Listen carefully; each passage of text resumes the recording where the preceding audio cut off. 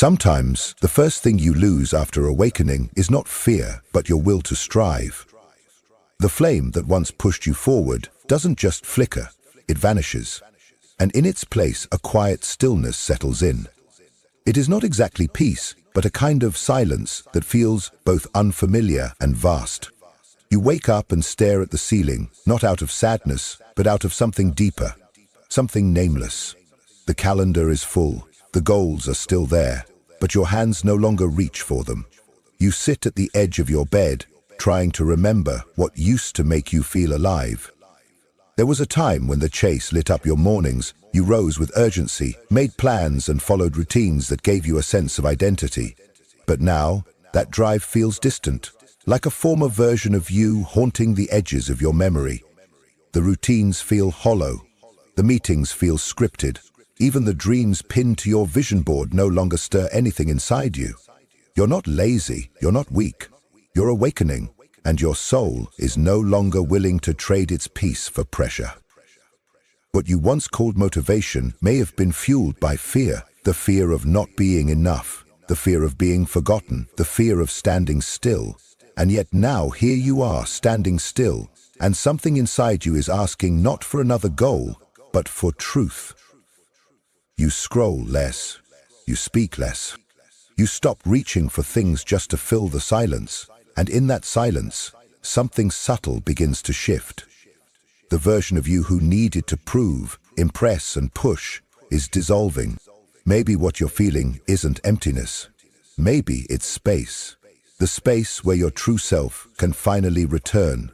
Not rushed, not polished, but real. So what happens when everything that once gave you purpose now feels hollow? That is not the end. It's the beginning of something far more honest. The exhaustion after awakening isn't physical, it's existential. It sinks deeper than muscles or sleep. It hums in your bones, in your chest, in your spirit. You don't just feel tired, you feel emptied, and no amount of rest seems to touch it. This is not the kind of fatigue a weekend away can cure. This is sacred burnout, a soul-level unraveling, not because you've done too much, but because you've lived too long out of alignment. The striving, the noise, the pushing to be someone in a world obsessed with performance, all of it begins to slip from your fingers like sand. At first, falling feels like failure. You try to keep up appearances. You tell yourself it's just a rough patch. You drink more coffee, check more boxes, and add more tasks. But nothing stirs you. Even the things you once loved now feel weightless in your hands. Your ambition, once sharp like a sword, now lies dull and heavy at your feet. You turn down invitations, not because you're too busy, but because you can't bear another surface-level interaction. You stop multitasking because even one thing feels like too much. And in the spaces where conversation used to live, you crave only silence. There's a man who wakes every morning at 6 a.m. like he always has.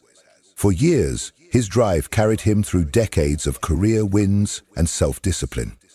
Lately, however, he has found himself sitting in the car long after parking, staring through the windshield as the world moves around him.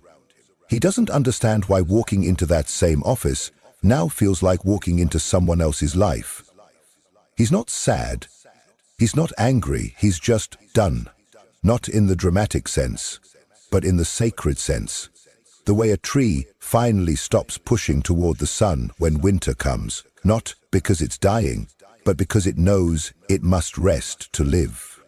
This kind of burnout is not a collapse, it's clarity. It's the soul saying, no more. No more pretending. No more running. No more chasing identities that were never yours. It is a divine disengagement from the roles you performed for so long that they almost became your skin. And it is terrifying, because when the outer world begins to lose its grip on you, you're left with something far more intimate, yourself. Carl Jung understood this well. He wrote that many crises of the modern person are not rooted in pathology, but in the absence of meaning. When the ego begins to dissolve, the energy that once fed your persona begins to withdraw. It doesn't vanish, it reorients. But first, it demands silence, stillness, space. And so the burnout that feels like disconnection is actually the first step toward reconnection. It's the psyche creating enough emptiness for something new to enter. Not something louder or bigger, but something true. You are not lazy, you are being rewired. You are not broken. You are shedding the skin of someone you no longer are. And in this strange, aching quiet, there is a sacred intelligence at work. Your mind may panic, but your body knows. Your breath slows. Your voice softens. Your soul begins to whisper through the cracks. You were never meant to live this fast. You were never meant to carry this much. It's okay to rest now. This emptiness isn't depression. It's something more symbolic, unraveling within you. The collapse you're facing may be your ego dissolving, not your identity failing. And though it feels like loss, it is in fact the sacred disintegration of who you were never meant to remain. It doesn't shout. It doesn't break like a storm. It crumbles slowly, like an old wall giving in to time. The goals that used to matter now feel like costumes left on a stage you no longer wish to perform upon. The applause that once stirred something inside you now echoes in a hollow chamber. And that voice, the one that always told you to do more, be more, impress more, grows quieter by the day. Not because you're broken, but because the part of you that needed to be somebody is finally laying itself down. Carl Jung called this process ego death, a necessary undoing. It feels like you're coming apart, but you're actually coming home. The ego, by design, is a boundary. It organizes identity.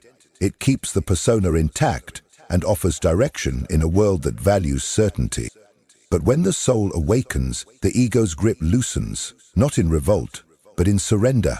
It begins to fall away, not to punish you, but to make space for something more enduring, something more whole. And yet, because we've built so much of our worth on its scaffolding, watching it collapse feels like watching the self vanish. There's a woman who once thrived in a fast-paced world. She wore ambition like a shield and success like proof that she was lovable. Her life was neatly measured in metrics, performance reviews, compliments, perfect smiles. But now, she finds herself pausing mid-task, staring into space with tears she cannot explain. Not out of despair, but out of disorientation. She scrolls past the praise on social media and feels nothing. Her work is still good and her name is still respected, but something inside her no longer moves when the crowd claps. She sits in the quiet, afraid to admit the truth forming in her chest. I don't want to be this version of me anymore. This moment is terrifying. Not because you are disappearing, but because the false identity built on applause, titles, and validation is dissolving, and you don't yet know what will rise in its place. The ego, when it begins to die, doesn't vanish peacefully. It resists. It convinces you that you're spiraling, that you're failing, that you'll be forgotten. But what's actually happening is that your inner compass is being recalibrated, no longer driven by fear or performance, but by something deeper than you've ever known. And here lies the paradox. As the ego falls, life becomes quieter, but not empty. The hunger to impress fades. The urgency to respond diminishes. You are no longer interested in being admired. You long instead to be real. And for the first time, you begin to glimpse what it means to live without performing. There is grief in this stage, not just for what is lost, but for how long you lived inside a story that was never fully yours. And yet, there is freedom too, because now you're choosing honesty over illusion, stillness over spectacle, essence over identity. You are not collapsing, you are returning, not to the version of you the world clapped for, but to the one who quietly watched from behind the curtain all along, the part of you that never needed to be followed, praised, or polished. The one who never asked to be impressive, only to be true. And with the ego gone, the next layer begins to tremble, the mask you wore to be loved. We all wear a mask, not out of deception, but necessity. Carl Jung called it the persona, the social self we craft to survive the world. It's the version of us that knows how to fit in, how to say the right thing, how to be liked and needed. For years it has served us. It gets us through job interviews, family dinners, and first dates. It smiles when we want to scream. It says, "I'm fine," when we're falling apart. But after awakening, something shifts. The mask no longer fits. Its edges itch. Its weight becomes unbearable. And suddenly, the smile feels too tight. The laughter feels rehearsed. You catch yourself mid-sentence and wonder, who am I doing this for? This moment doesn't explode. It fractures in small, quiet ways.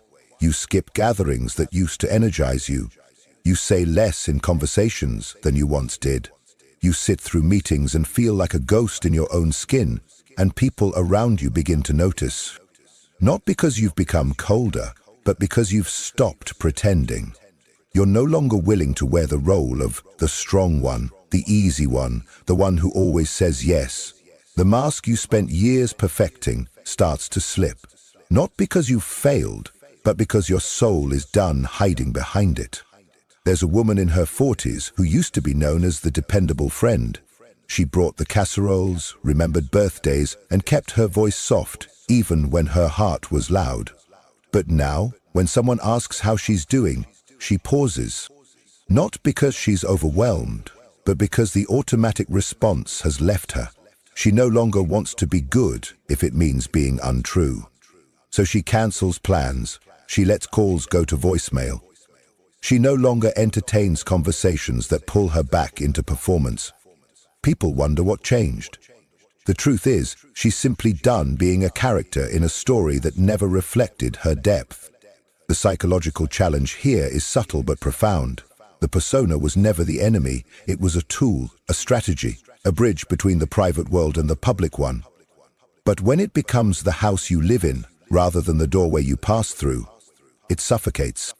After awakening, the self that once relied on the persona begins to dissolve. You're no longer willing to betray your own truth for belonging. You'd rather be misunderstood in your silence than applauded for your mask. And this can feel isolating. You may lose friendships built on your old performance. You may be called distant, cold, or changed. But the real change is this. You're beginning to tell the truth, not always with words, but with what you no longer tolerate. And this truth becomes a threshold. The silence that once felt threatening becomes sacred. You begin to trust your withdrawal, not as escape, but as return. You are not unraveling. You are unmasking. And what remains is raw, tender, and real. The persona served you well, but now it asks to be released. And as it breaks, so do the dreams it once carried, the goals you once clung to, the vision boards, the titles, the image of success. Begin to fade, not because you've given up, but because you're waking up to something deeper. And when that mask breaks, the dreams it once served begin to fade too. You no longer feel driven by your old dreams, but not because you failed. In fact, you've achieved many of them. You've built the life you once thought would make you whole, but now, standing in the middle of it, something doesn't land. The accolades don't echo. The vision board feels foreign. The fire that once pushed you forward has turned to smoke, and you're left staring at the blueprint of a life you designed before you knew who you really were. This is not apathy, it's awakening, a gentle but unsettling realization that much of what you chased was authored by a self you no longer recognize. Goals, once laced with ambition, now feel like clothes that don't fit. Not wrong, just outgrown. You walk through your home, your job, your relationships, and begin to see the outlines of a life built not just by choice, but by conditioning. What once felt like passion now feels like performance. The house, the title, the approval. None of it speaks to the soul that is beginning to emerge. There's a man in his early 50s who spent most of his life climbing, promotions, prestige, the perfect image of success, and he made it. But now he finds himself pausing at green lights, not in hesitation, but in reflection. He scrolls through his schedule and feels a weight he can't name. He used to thrive on structure. Now, he finds comfort in blank space. His morning run, once a ritual of optimization, becomes a quiet walk without a watch. His conversations grow shorter but more honest. The more he lets go of the need to become, the more he starts to feel himself return. This shift is deeply psychological. Carl Jung described individuation as the process of becoming whole, not by addition, but by peeling away what is false. When the ego begins to dissolve and the persona starts to crack, the goals they upheld lose their power. They were often born of survival, of social shaping, of needing to be someone in order to belong. But now, without that scaffolding, the soul begins to whisper something quieter, something less definable, but more true. And this creates a strange tension. Without the clarity of goals, you feel adrift. You look at the life you've built and wonder, was this ever really mine? You may question your career, your commitments, even your passions. It can feel like betrayal. But what's really happening is a deeper alignment. You are no longer willing to run on the fuel of fear or approval. You're not seeking to escape. You're seeking to return to the self before the striving, before the roles, before the world taught you who to be. This moment can be disorienting. You may want to tear it all down or walk away, but pause. This is a sacred threshold. The ego may demand new goals, a new structure, a new version of you, but the soul is asking something else. It's asking for stillness, for silence, for space. Because in the absence of your old ambitions, something new is taking root, something slower, wiser, and far more intimate. It will not announce itself with clarity at first. It will arrive in glimpses, in the way you start choosing what feels nourishing over what looks impressive, in the way your no begins to carry just as much weight as your yes, in the way you start to trust more than applause. You haven't lost your ambition. You've outgrown the story it once served. And now, without a clear future or defined role, you enter the strange, sacred territory of the in-between. You're no longer your old self, but not yet your new one either.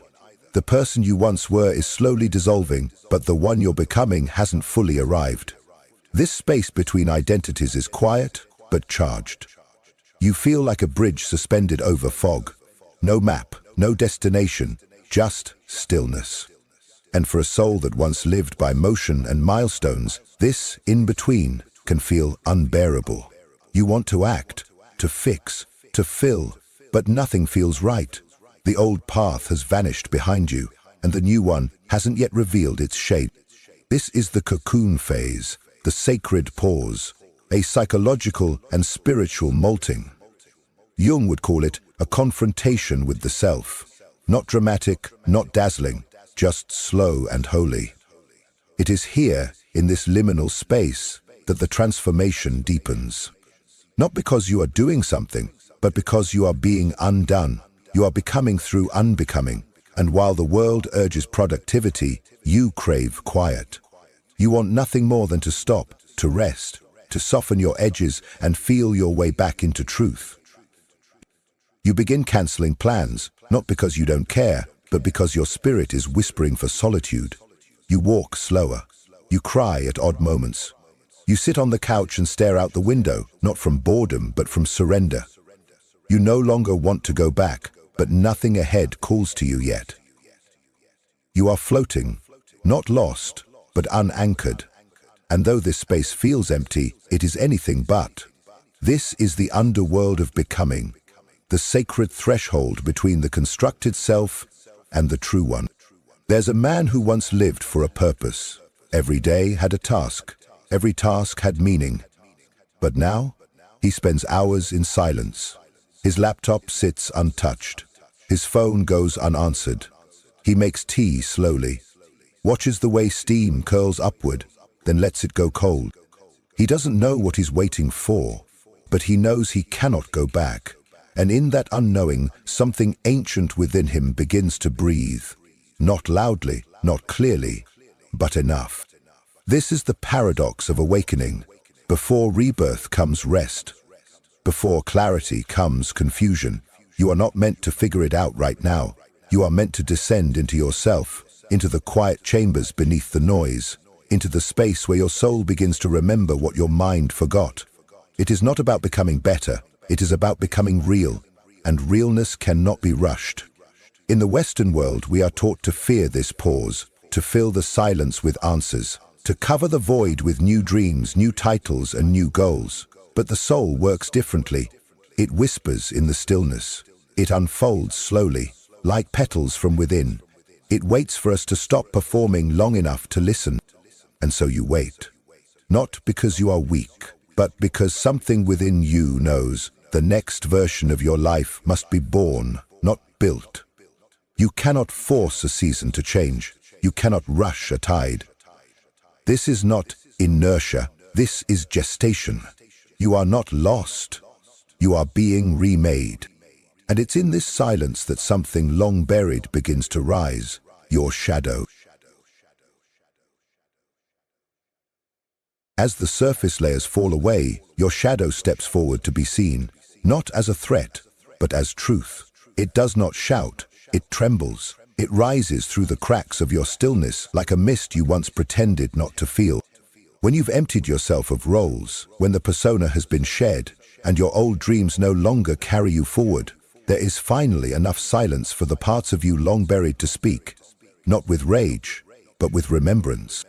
This is the hidden work of awakening. The emotions you once managed, suppressed, and rationalized begin to surface, not because you've gone backward, but because you've gone deeper. What you called healing before was often about fixing the parts that hurt. But now, something else is required. Now you're being asked not to fix, but to feel. And what rises can feel wild. Sudden tears for no reason, surges of anger you thought you had long outgrown, fear that creeps in at night like an old voice whispering unworthiness. This is not regression. This is reintegration. You may find yourself snapping at small things, crying over moments from childhood that you haven't thought about in years. You remember your mother's silence, your father's distance, the friend who betrayed you. The time you were told to calm down when your heart was breaking. You feel raw, porous, shaken, and a part of you wonders, shouldn't I be past this? But no, this is the passage. Jung called the shadow all the parts of the psyche we reject, disown, or exile to survive. But these parts never die, they wait. And now they're asking to return, not to take over, but to be loved. There's a man who, for years, believed himself calm and gentle, easygoing, unshakable. But now, in the stillness of his awakening, he finds a quiet rage boiling beneath his politeness. Not a rage toward anyone in particular, but toward a life where he never got to say what he truly felt. He remembers the times he smiled through discomfort, agreed when he wanted to scream, said yes when everything in him meant no. And suddenly, he sees it clearly. His so-called peace was not peace at all. It was self-abandonment. And now, the shadow of his unspoken voice rises, not to punish him, but to free him. This is the gift of shadow work. It is not about blaming the past or reliving the pain. It is about holding space for the parts of you that were never allowed to be. The inner child who was told not to cry. The teenager who was shamed for needing. The adult who performed happiness while feeling invisible. These selves are not your weakness. They are your wholeness, waiting to be reclaimed. To feel their ache is not to break, it is to awaken. And in that ache, something sacred happens. Your grief becomes a compass. Your tears become waters that loosen the shell around your heart. And through that shell, the first flicker of new life begins to glow. Because once you have faced the shadow, you begin to see your light differently. Not as a mask to hide behind, but as a quiet fire born of honesty. You are no longer trying to be perfect. You are no longer avoiding the mess. You are finally sitting with all of it. Shame, fear, grief, desire, and realizing it is not your enemy, it is your invitation to become whole. This is not chaos. This is clarity through chaos. The storms inside you are not signs of failure. They are signs of returning. Returning to the you that was once fragmented across 100 versions of being enough. The shadow does not come to destroy you. It comes to strip away what is false, so that what remains is rooted in truth. And from the darkness, a new spark begins to glow, not of ambition, but of soul. The fire that returns doesn't roar. It flickers quietly, but with truth. It arrives like a whisper in the ashes, a soft pulse in the chest where numbness once lived. After you have sat with your shadow, after you've wept without understanding why, after you've released the ambitions that no longer feel like your own, something begins to stir, not from pressure, but from presence. This new energy doesn't demand, it invites. It does not come to impress the world, but to express your soul. You begin to notice it in small, almost imperceptible ways. A desire to pick up a pen again, not because anyone will read your words, but because writing feels like breathing. A sudden urge to take a walk without your phone, to feel the wind on your face and remember that you are alive. You say no to the coffee date that would have drained you, and you feel no guilt. You skip the meeting, which would have kept you in a role you no longer believe in, and instead of feeling behind, you feel whole. This is a sacred shift. You are no longer moving to prove, you are moving to honor. Carl Jung spoke of the self, not the ego, not the mask, but the deeper center of being that integrates all parts of the psyche. And now, that self begins to speak, not loudly, not urgently, but clearly. You feel the difference in your body. Where once there was tightness, there is breath. Once you braced yourself to show up, you softened into simply being. This isn't a grand transformation, it's a quiet return. You are reclaiming energy that was once scattered across 1,000 performances. There's a woman who once lived to meet expectations. She was the perfect partner, the reliable worker, the friend who always answered the phone. Her life was a checklist, her worth measured by the approval of others. But now, something has changed. One morning, she sits in the garden with her tea and watches the sky change color. She doesn't feel the rush to post it, to explain it, or to turn it into content. She just feels it. The warmth on her skin, the stillness in her breath. And in that stillness, she realizes, this moment is enough. She is enough. Not because she did anything, but because she is. That is the power of a flame born from wholeness. It does not rise to conquer, to climb, to dominate. It rises to illuminate. You begin to work from joy, not duty. You speak because it aligns, not because it performs. You create, not because you want attention, but because creativity is your soul's native language. And perhaps the most profound shift of all, you no longer chase. You allow. You no longer hustle to be seen. You see yourself. This doesn't mean you stop striving. It means the striving is now guided by meaning, not anxiety. You can still have goals, but they are rooted in resonance, not recognition. You can still work hard, but not at the expense of your being. You choose what honors your energy, not what drains it. And the irony is, from this place of non-force, life begins to respond. Not because you demanded it, but because you became available for it. The fire returns as a quiet revolution, not in what you do, but in how you do it. No longer reactive, no longer performative, no longer grasping. You act because the moment is ripe, not because you are afraid of falling behind. You rest without guilt. You move without justification. You stop asking the world for permission to be, and you start granting it to yourself. And then, a shift so subtle it's almost missed, you begin to live from yourself. There's a moment when you stop chasing meaning and realize you're already living it. It doesn't arrive with fireworks or grand declarations.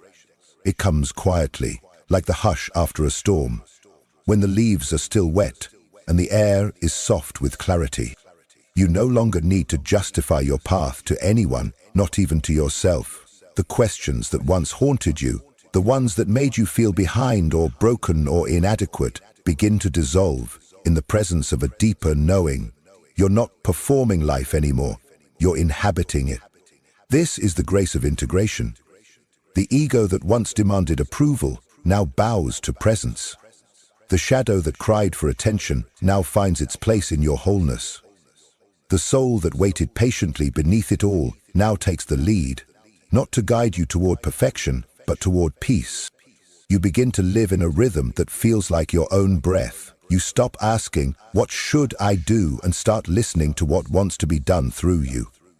It is a sacred shift, not dramatic, not loud, but unmistakably real. You start noticing how you speak, with fewer words but deeper truth. How do you pause before saying yes, not out of fear, but out of love for your own energy? How you leave rooms where your spirit is shrinking, and you do so without explanation. There's no bitterness, just clarity. You walk away from conversations that drain you, from roles that used to define you, from people who only recognize the version of you that needed to be liked. And you don't feel regret. You feel relief. Imagine someone standing at the threshold of a life they used to fight for. The corner office, the constant recognition, the curated image. One day, they simply breathe and realize that none of it feels like home.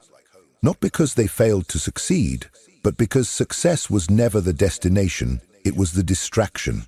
And with that breath, they turn and walk away. No speeches, no drama, just a quiet return to self. The kind of return that feels like exhaling for the first time in years. This is the point where striving ends and embodiment begins.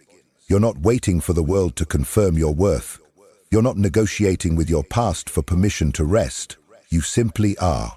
And that being is enough. You act when it's true, not when it's expected. You rest when you need to, not when it's earned. You live not for impact, but for integrity. And in doing so, your life begins to shine, not outward, but from within. You realize now that you were never meant to explain your joy, prove your peace, or rationalize your departures.